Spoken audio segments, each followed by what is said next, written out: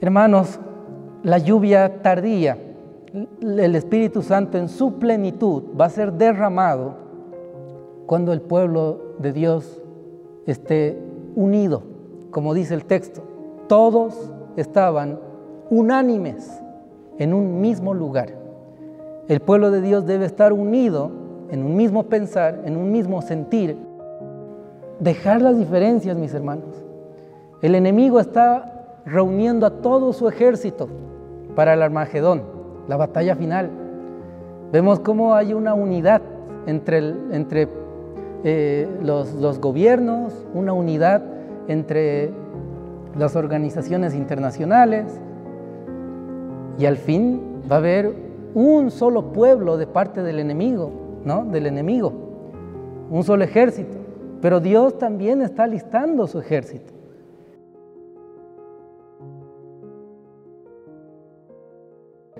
Deteniendo los 4 vientos de la tierra, para que no soplase viento sobre la tierra, ni sobre el mar, ni sobre ningún árbol.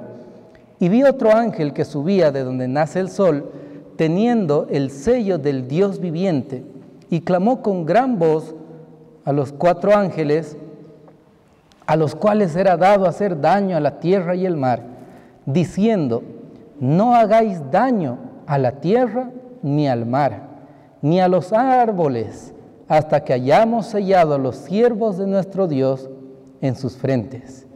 Y oí el número de los sellados, 144,000 sellados de todas las tribus de Israel. Y ahí empieza a describir, ¿no? De la tribu de Judá, 12,000 sellados; de la tribu de Rubén, de Gad, Aser, Neftalí, Manasés, Simeón, Leví, Isaacar, Zabulón; de la tribu de José, 12,000 sellados; de la tribu de Benjamín, 12,000 sellados. Ahí nos habla, mis hermanos, de los 144,000 sellados. Interesante. Pero también en Apocalipsis 14 vemos un paralelismo acerca de los 144,000 sellados. Vamos allá. Apocalipsis 14, 1 en adelante dice: y miré aquí un cordero, estaba en pie sobre el monte de Sión, y con él 144,000 que tenían el nombre de su Padre escrito en sus frentes. Y oí una voz del cielo como estruendo de muchas aguas y como sonido de un gran trueno. Y oí una voz de tañedores de arpas que tañían con sus arpas y cantaban como un cántico nuevo delante del trono y delante de los 4 seres vivientes y de los ancianos, y ninguno podía aprender el cántico sino aquellos 144,000, los cuales fueron redimidos de entre los de la tierra. Estos son los que no fueron contaminados con mujeres, porque son vírgenes. Estos son los que siguen al Cordero por donde quiera que Él va. Estos fueron redimidos de entre los hombres por primicias para Dios y para el Cordero. Y en sus bocas no fue hallado engaño, porque ellos son sin mácula delante del trono de Dios. Los 144,000 sellados. ¿Usted quiere ser parte de estos 144,000 sellados? Entonces, mis hermanos queridos, necesitamos humillarnos ante Dios, necesitamos dejar el orgullo de lado y empezar a reflejar el carácter de Dios, tener estas características de estos 144,000 y sobre todo, amar a nuestro prójimo, ¿no? Estar unidos, juntos como pueblo del Señor. Vemos algunas características de estos 144,000. Pero antes, mis hermanos, volviendo a Apocalipsis 7, el versículo 9, ya nos habla de la gran multitud. ¿Qué tiene que ver la gran multitud con los 144,000?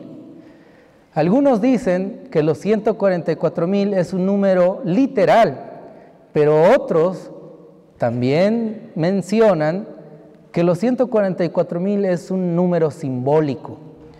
Vamos a ver, Apocalipsis 7:9 dice: después de estas cosas miré, y he aquí una gran multitud, la cual ninguno podía contar, de todas las naciones, tribus, pueblos y lenguas, que estaban delante del trono y la presencia del Cordero, vestidos de ropas blancas y con palmas en sus manos, y clamaban en alta voz diciendo: salvación a nuestro Dios que está sentado sobre el trono y al Cordero.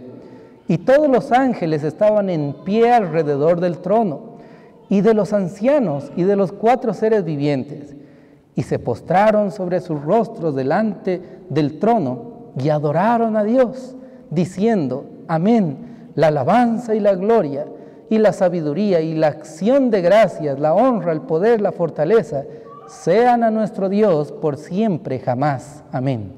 Y respondió uno de los ancianos diciéndome: estos que están vestidos de ropas blancas, ¿quiénes son y de dónde han venido? Y yo le dije: Señor, tú lo sabes. Y él me dijo: estos son los que han salido de la gran tribulación y han lavado sus ropas y las han emblanquecido en la sangre del Cordero.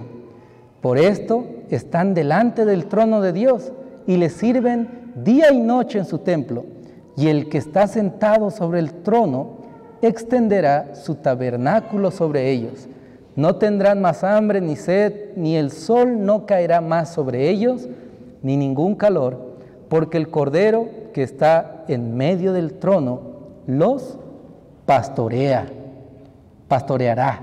y los guiará a las fuentes vivas de aguas, y Dios enjugará toda lágrima de los ojos de la vista de ellos.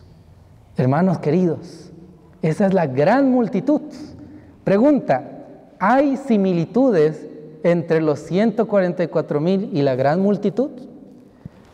Hay cosas muy similares, ¿no? Cuando nosotros estudiamos el libro del Apocalipsis, vemos un principio muy interesante que es el de ver y escuchar. Cuando Juan, quien escribió el Apocalipsis, escucha algo y ve ese algo, es la misma cosa. Veamos algunos ejemplos.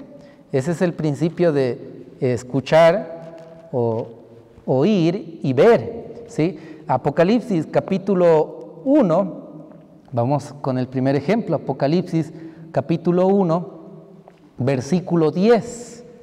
Vemos el ejemplo de cuando Juan escucha y cuando Juan ve, es la misma cosa. Vamos a ver, Apocalipsis 1:10 dice: yo fui en el Espíritu en el gran día del Señor y oí detrás de mí una gran voz como de trompeta. ¿Qué escuchó Juan? Una gran voz. Ahí está el término que dice oí, escuchar, oír, ¿no? Entonces Juan escucha, Juan oye. ¿Y quién era el que le hablaba? ¿De quién era esa gran voz? Versículo 11, ¿no? Que decía: yo soy el alfa, el omega, el primero y el último. Escribe en el libro lo que ves y envíalo a las 7 iglesias que están en Asia, a Éfeso, Esmirna, Pérgamo, Tiatira, y a Sardis, y a Filadelfia y la Odisea. ¿Quién era esa voz que Juan había escuchado? Jesús, nuestro Señor Jesucristo, ¿no?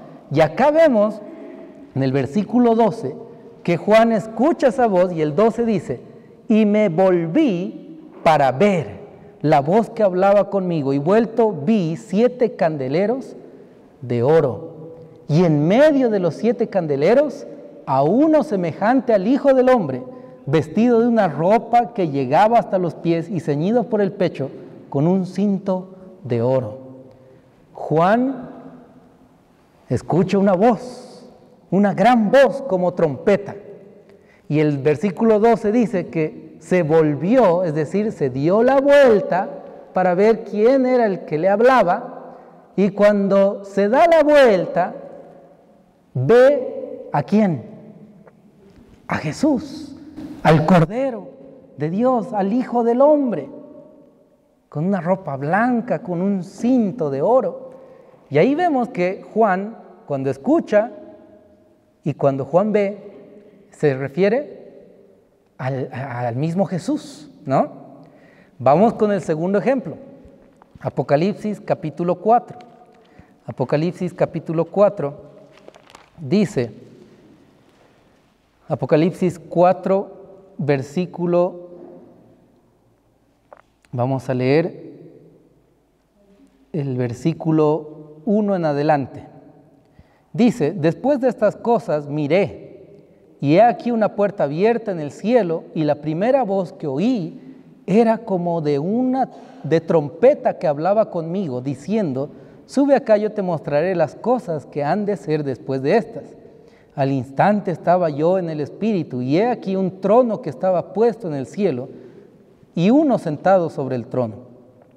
Y el que estaba sentado era al parecer semejante al jaspe, a la piedra de sardonia, y había alrededor del trono un arco iris, semejante en aspecto a la esmeralda. Y empieza a describir el trono de Dios, ¿no? El capítulo 4. Pero en el capítulo 5, ahí vemos este ejemplo, capítulo 5, versículo 1. Y vi en la mano derecha del que estaba sentado sobre el trono un libro escrito por dentro y por detrás, sellado con 7 sellos. Y vi un ángel fuerte proclamando en alta voz que ¿quién es digno de abrir el libro y desatar sus sellos? Y ninguno en el cielo, ni en la tierra, ni debajo de la tierra podía abrir el libro, ni aún mirarlo. Y yo lloraba mucho, porque ninguno fue hallado digno de abrir el libro, ni de leerlo, ni de mirarlo. Versículo 5. Y uno de los ancianos me dijo, no llores, he aquí el león de la tribu de Judá, la raíz de David, que ha vencido para abrir el libro y desatar sus 7 sellos. Que Juan escucha, ¿no? Juan dice que escucha una voz de los ancianos que le dice, no llores. Hay un león de la tribu de Judá que puede abrir los sellos. Y cuando Juan mira, versículo 6 dice, y miré, y he aquí en medio del trono y de los 4 seres vivientes y en medio de los ancianos, estaba en pie un cordero como inmolado, que tenía 7 cuernos, 7 ojos, que son los 7 espíritus de Dios enviados a toda la tierra. Cuando Juan oye, ¿sí? Cuando Juan escucha una voz de uno de los ancianos que le dice, el león de la tribu puede abrir los sellos. Y cuando Juan mira, ¿a quién ve? Al cordero que fue inmolado. ¿Quién es? Jesús. El león de la tribu de Judá, Jesús, el cordero inmolado es el mismo Jesús. La misma cosa, cuando Juan escucha y mira. Y acá vamos con el ejemplo de los 144,000. Capítulo 7 de Apocalipsis, el versículo 4, 7:4 dice, y oí el número de los sellados, 144,000 sellados de todas las tribus de Israel. Juan escucha un número. Y cuando Juan después mira en el versículo 9, 7:9 dice, después de estas cosas miré, y he aquí una gran multitud, la cual ninguno podía contar, de todas las naciones, tribus, pueblos, lenguas, que estaban delante del trono y de la presencia del Cordero, vestidos con ropas blancas, con palmas en sus manos. ¿Será que este principio de escuchar y mirar se cumple acá con los 144,000? Es decir, que los 144,000 son la gran multitud, o son grupos distintos, separados. Mis hermanos, ¿será que nosotros vamos a saber cuando lleguen a cumplirse los 144,000 en caso de que sean literales? Nosotros no vamos a saber.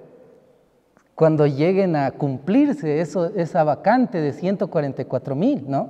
Nosotros no sabemos.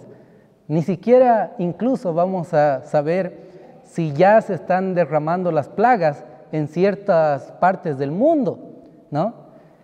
Porque capaz no tengamos comunicación, ni medios de internet, ni nada. Entonces, mis hermanos, el tema de que si es literal o es simbólico, y muchos hermanos hacen de este asunto, que los 144,000 es simbólico o es literal, un asunto de diferencia entre el pueblo de Dios, y empezamos a apoyar nuestra postura, nuestra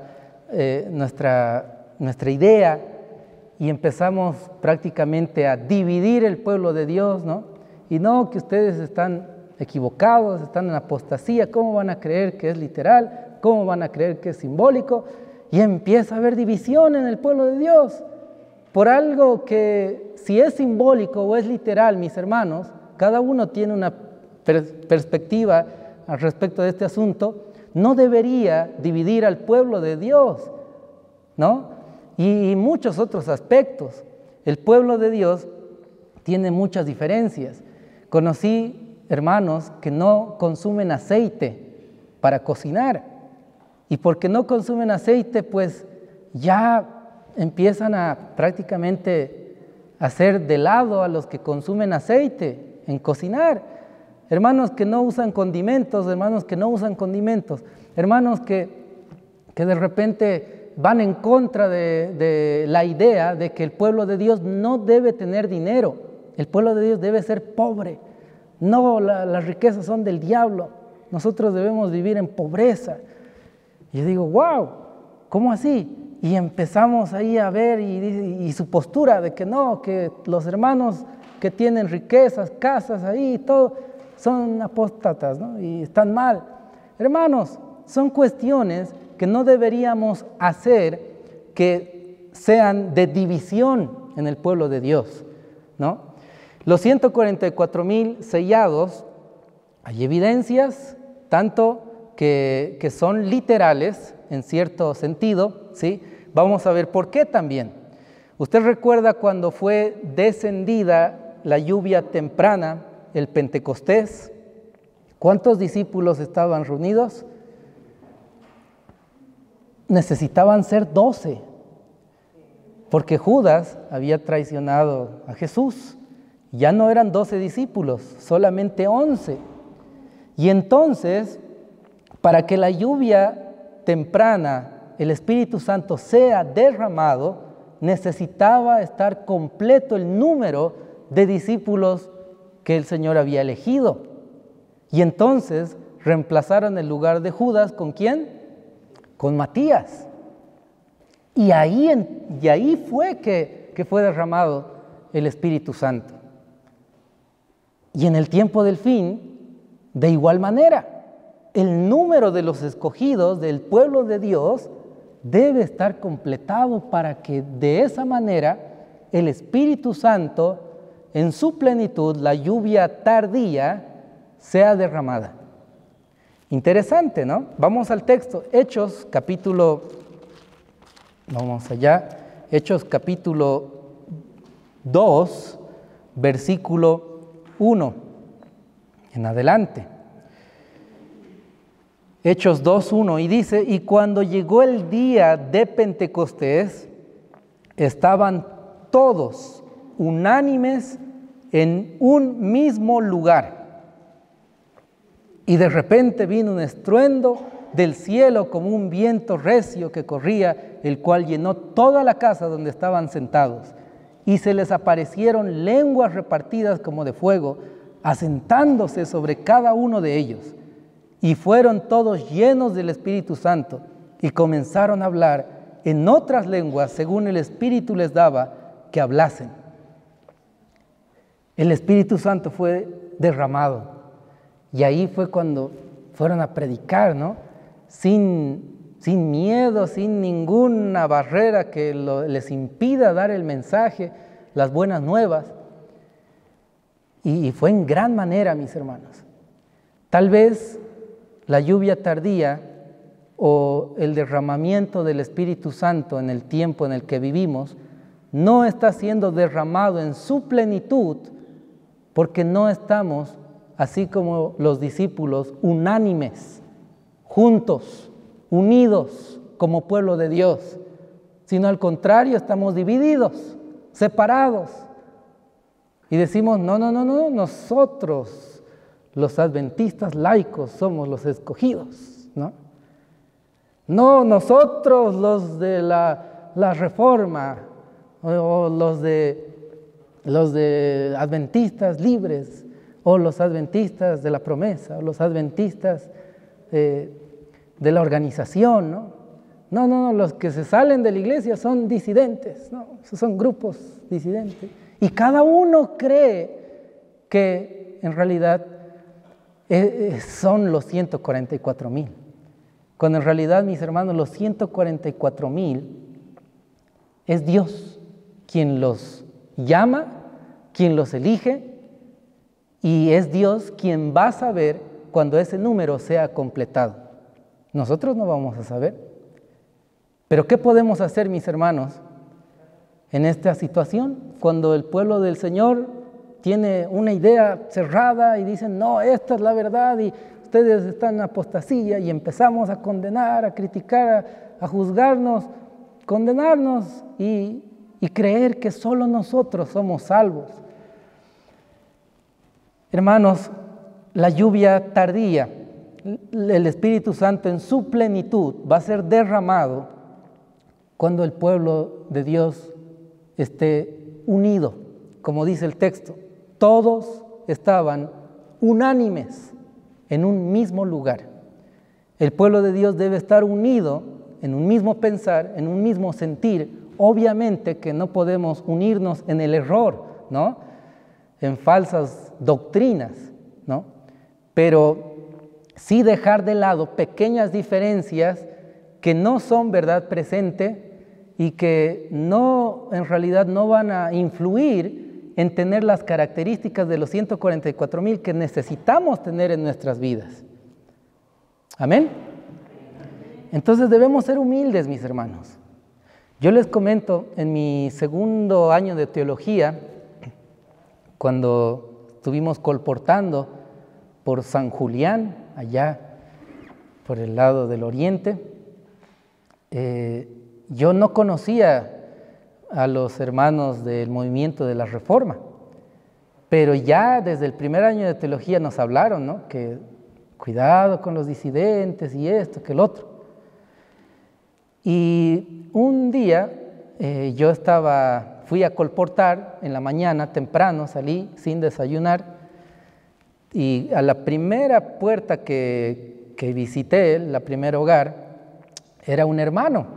Y me dice, ¿tú eres colportor? Sí, le digo, hermano, sí, pase. Me hizo pasar, me invitó un licuado súper vitamínico, un pan integral delicioso, y empezamos a conversar. Y yo pensaba que era adventista de la organización, ¿no? Y él me dice, yo igual soy adventista, ¿qué tal? Hablamos, conversamos, le muestro mis libros para venderle, ¿no? Y me dice, qué hermosos libros de salud, pero están un poquito caros, pero yo te voy a comprar y te voy a ayudar a venderlos a mis hermanos. Y él me dice, pero yo quiero estudiar la Biblia contigo antes de comprarte. Y le digo, claro, hermano, está bien, tú eres teólogo, ¿no? Sí, estoy estudiando teología, mi segundo año. Muy bien, vamos a orar. Está bien, hermano. Y yo me puse ahí en la mesa para orar, sentado, normal, y él me dice, no, hay que orar de rodillas. Y yo digo, bueno, y me puse de rodillas, era mi primera experiencia, ¿no? Y nos pusimos de rodillas, oramos, y empezamos a estudiar, mis hermanos, y fue un estudio maravilloso, porque él fue a su cuarto y volvió a la mesa donde estábamos y trajo una docena de libros del Espíritu de Profecía, ¿no? Y las puso encima de la mesa. Fue a traer más libros del Espíritu de Profecía y empezó a leerme las citas una tras otra, un libro y otro y las citas. Y me dice, ¿tú crees como teólogo que crees en el Espíritu de Profecía? Que Dios eligió a la hermana Elena para que sea una profeta en el tiempo del fin. Yo le digo, claro que sí, eso me enseñaron en mi primer año y esto. ¿En serio crees? Me dice, sí, creo. ¿Y por qué no obedeces? Le digo, bueno, y no sabía, y ahí, hermano, empezó como se dice, a darme las citas, ¿no? Duras, con respecto a la reforma pro salud y todo. Entonces, mis hermanos, ahí yo empecé a comprender muchas cosas. Luego terminamos de estudiar, oramos, me compró un libro, me llevó en su moto a diferentes hogares, casas, y en cada casa que íbamos vendía un libro. Y yo no colportaba, él colportaba por mí, ¿no? Él vendía los libros por mí. Yo decía, wow, los hermanos de la Reforma son lo máximo, ¿no? Los hermanos, este hermano, qué amable, realmente refleja a Dios en su vida. Y cada día me iba a desayunar a su casa, ¿no? Temprano, cada día él me llevaba en su moto a un lado, a una casa, a otra. Y yo estaba encantado con ese hermano, que era del movimiento de la Reforma. Y más interesante aún, mis hermanos, este hermano se convirtió adventista por unos colportores que habían llegado a su casa hace muchos años atrás, y cuando él les abrió la puerta de su casa, los invitó a pasar a dos colportores, él era católico y él era borracho, tenía ese vicio del alcohol. Y cuando los colportores le hablaron, le vendieron los libros de salud, de familia y todo bonito, él les invitó a almorzar. Les dijo, quédense a almorzar conmigo. Bueno, y él preparó la carne, ¿no? Ahí una chuleta para invitarles. Y cuando los colportores empezaron, oraron y todo, y no comieron la chuleta, la carne. Y entonces él, molesto, les dijo, ¿por qué no comen la carne? Y ellos le explicaron, con mucho cariño, con mucho tacto, que la carne hacía daño al organismo, a la salud, y que ellos eran vegetarianos. Y entonces él se molestó en ese entonces, ¿no? Se fueron los colportores y él se preguntaba por qué estos jóvenes no comieron carne. A ver, ¿qué dirá sus libros? Y empezó a leer y empezó a estudiar. Les regalaron un conflicto de los siglos y empezó a conocer más del mensaje. Conoció la verdad del sábado, él solo, con el conflicto de los siglos, por su propia cuenta. Empezó a subrayarlo, a leerlo, a estudiarlo, siendo católico. Dejó las bebidas alcohólicas, dejó de ser un mal esposo. Y él dijo, yo quiero guardar el sábado, solo, ¿no? Guiado por el Espíritu Santo. Y se fue a buscar una iglesia adventista, a buscar a los colportores que ya no se habían ido. Y llegó a la iglesia adventista allá en San Julián. Y cuando llega a la iglesia, en cierto sábado, hicieron comida, ¿no? Al mediodía, después del culto, y había carne. Y entonces él se sorprende y dice, ¿cómo? Si a mí me enseñaron dos jóvenes que eran adventistas, colportores, que no consumían carne, que era malo, y aquí en la iglesia están consumiendo carne. Se sorprendió, habló con el pastor y todo, y claro, los hermanos sorprendidos, porque él ya era vegetariano. Él ya había terminado de leer el conflicto de los siglos y todavía no era bautizado. Imagínense. Y entonces él empezaba tuvo unos cargos, ¿no? El pastor le puso de anciano y todo. Pero con el tiempo él se dio cuenta que, tristemente no se cumplía lo que profesábamos creer, ¿no? Y luego conoció a los hermanos de la Reforma y se convirtió adventista de la Reforma. Pero interesante cómo Dios obra, ¿no? En la vida de las personas. Y él me decía, mira, tú vas a ser pastor, pero no tienes que ser igual que los demás. Tienes que tú ser diferente, es decir, obedecer la palabra de Dios. Me regaló unos videos del pastor Born, ¿no? Me dijo, toma estos CDs, vas a escucharlo, muy buenos. Y me habló del pastor Gambetta y de otros, y me dijo, wow, y yo creí maravillado, ¿no? Que no conocía nada de esos temas y mensajes proféticos y demás. Y entonces, mis hermanos, mi experiencia fue muy bonita en ese entonces. Pero también conocí hermanos que en vez de que uno ame el mensaje de la Reforma Pro Salud, como ejemplo digo, uno empieza como a decir, ¿qué le pasa? Está yendo a un extremo este hermano, ¿no? Porque ya en vez de hablar con amor, se habla como con orgullo y como en forma de condenación y decir, no, que cómo van a hacer esto y eso está mal, están en pecado. Entonces, mis hermanos, el pueblo de Dios, tristemente, como vimos en ejemplos, tenemos diferencias, pero debemos dejar esas diferencias de lado y unirnos en el mensaje de verdad presente. Nosotros, cuando nos invitan a predicar, nosotros vamos y ya predicamos en iglesias de la Reforma, todavía predicamos en las iglesias de la organización, ¿no? Ancianos me invitan y me dicen, pastor, el pastor distrital se fue de campamento con algunos hermanos, así que no va a estar, venga, lo invitamos, listo, y yo me voy, porque no quiero crear una discusión, ¿no?, con el pastor ni nada, y les damos el mensaje. Nos invitaron a predicar, mis hermanos, grupos, ¿no?, independientes, ministerios, y nosotros vamos. Pero qué hermoso sería que todos estos grupos independientes, ministerios, Reforma, Libres, Promesa y toda la organización misma y todos seamos uno, como el Señor quiere que seamos.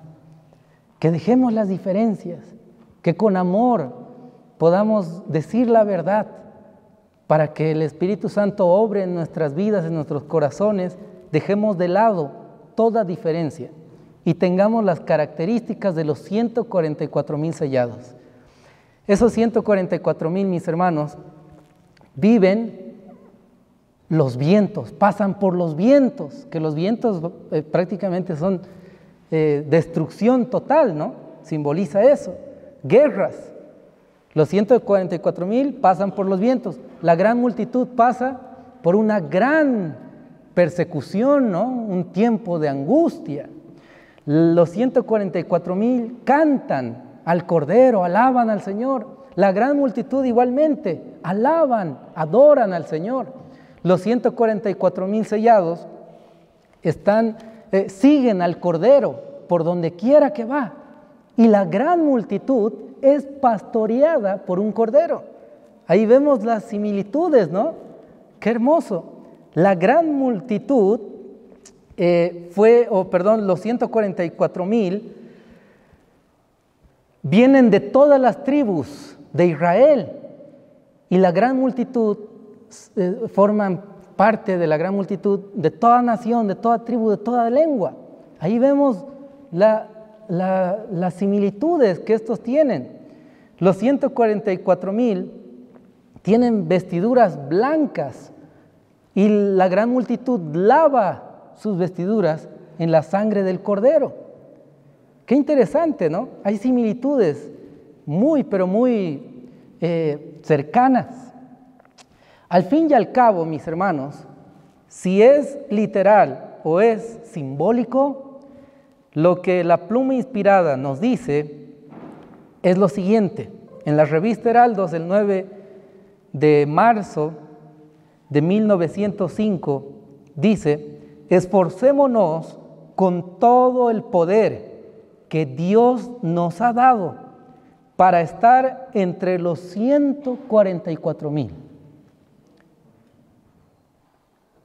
Hermanos, si es literal, el Señor es quien va a saber cuando se complete esos 144,000, nosotros no. Si es simbólico y bueno, hay una gran multitud, muchos del pueblo adventista van a apostatar de la fe, ¿sí?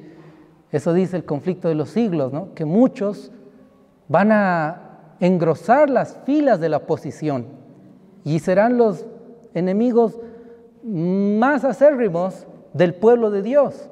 Van a traicionar la verdad en el tiempo en el que vivimos.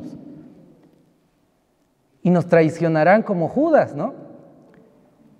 Pero también nos dice que habrán otros que van a ocupar esos lugares vacíos.